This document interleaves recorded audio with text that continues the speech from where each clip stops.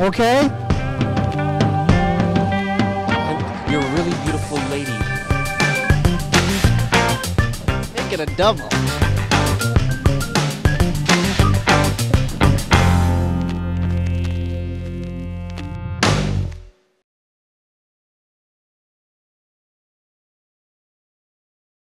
It's day 2 at the Toronto ComiCON. I don't know how this happened, but apparently we've been taken captive by the 501st. I told you, you shouldn't have stole the speeder.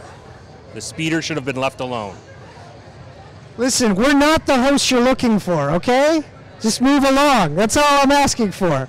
Alrighty, so we're going to have some fun times. As soon as we get rid of this situation, I have to use some Jedi power. Yeah, Imperial entanglements are not what we asked for, but unfortunately it happens. Now, one of my favorite movies that you've ever done, dear to my heart, is Lilo and Stitch. Oh, Lilo and I Stitch. love that movie. How did you get involved with it? And you've actually gotten to stay with that character through the series and the subsequent movies. So how'd you get involved with that? Originally, they were looking for me. Disney was looking for me for Mulan, and I was in Eastern Europe doing a movie, and we could never get it together. But it was one of those things where you go, everything happens for a reason.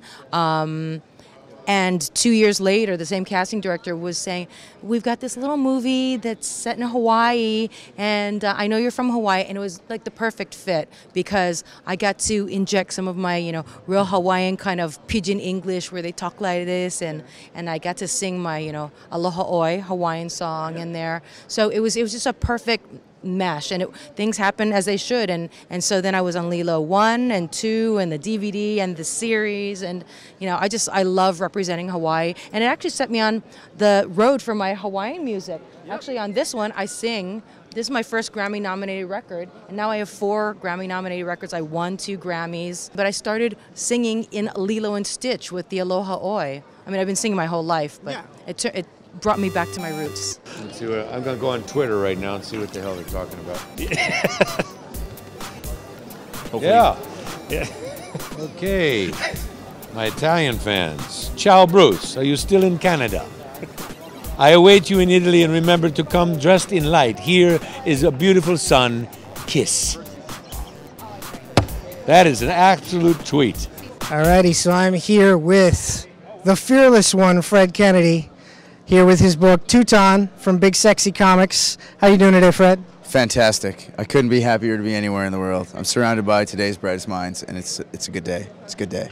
It is a good day. A think tank for the millennium here at the Toronto ComiCON. So so Teuton, you debuted the first trade of the first chapter at Fan Expo last year, and I got a chance to read it. I got to say, it's some really good stuff. Brutal violence with a lot of history. Yeah. You've started to release the second chapter online. Yeah. And this one, we kind of get more into kind of like the backstories on characters. We kind of more introductions of what's going on with the characters, and it's kind of gone from like the crazy battles to more like the incredible journey. Yeah. Well, don't worry. There's all the crazy battles are coming, but like when we started writing it, we didn't really know exactly where we were going to go with it, and then so we refined it more as we went, and we learned. It's a learning experience. Like, things changed, and we felt we really improved the story, and the way the second trade ends is so more awesome, and in terms of like the violence making sense, it's great. Like, it's really good. Like, I'm really excited to see the pages, and I've seen a lot of the thumbs already. So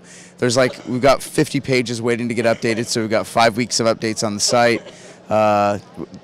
Don't worry, good stuff's coming. He's drawing stuff here. I can't really explain it all, but let me just say that the gods start fighting amongst each other, and they're so brutally violent. It's like drawing superheroes beating the piss out of each other, but it's religious, so it's good. Religious violence, always a good thing in comics. Comics. Great disclaimer, by the way. Good work. Good work. Yeah. Hey there, this is Mr. Green, and I'm here with the always amazing John Delancie. Obviously, I know that through Star Trek, and Stargate, you've gone to many, conventions and experienced fans all around the world. Do you have any experiences or weird adventures that has happened to you, like with your meeting of the fans and how much they love you? Oh, No. I mean, I don't. I'm sure you're looking for the person who rushes up to me and takes their clothes off or something like that. I don't. That happen all the time. Well, those happen. No, for the most part, they're really great people. I really enjoy them. I think of it not unlike in a stage show where you are you finish the performance and you take your costume off and you go to the stage door, and there are people there who want to talk to you that night about the show they just watched. Well, these are people who want to do the same thing, except the shows they're talking about are like 25 years ago I did. So, it's a little weird in that respect. All right, here with legend R2D2. How's it going for you at this convention? Awesome! Wow, I can't believe you and Eddie Furlong did some of the... That's cool. So, what's been your favorite thing about, being affiliated with the Star Wars legend?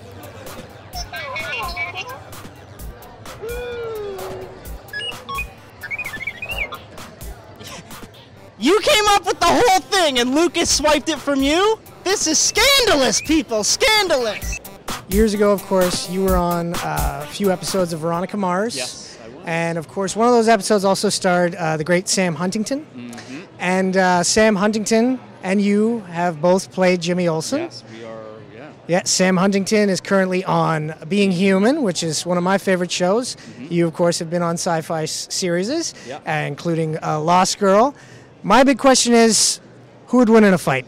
Between Sam and I? You know what I'm picturing is that we're both like this, about to take a swing, and as we swing on each other's chins, and we both go down at the same time. I'll put it that way. It's like the Superman Doomsday ending. Yeah. Is that it? Yeah, exactly.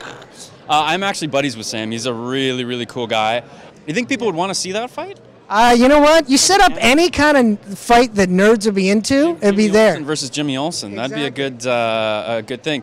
And the other funny thing with Sam too is like we go out for all the same stuff. For Being Human, it was between him and I. We both tested for that part, and he got it. But then I got onto Warehouse 13. So, and a lot of the times you don't get a show, and you're like, so bummed. But like I said, Sam and I, we have so like a history and we're buddies and stuff. So I was like, if I didn't get it, I'm glad that he did. Because, it's like the worst when you don't get a show and it's like somebody you don't like. And you're like, this guy's a real jerk. But Sam, super, super nice guy. Well, if we do ever get that fight set up, myself and Teddy Wilson from Inner Space have already agreed to be the undercard. I've met Teddy before, yeah. So myself and Teddy have agreed to be the undercard, and I'm going to kill you, Teddy. Alrighty, thank you very much. Maybe I should have gotten more aggressive there with Sam. You're dead, buddy. You're dead. You think he buy? He doesn't believe that. He's just like, he's laughing. He's like, I don't buy that.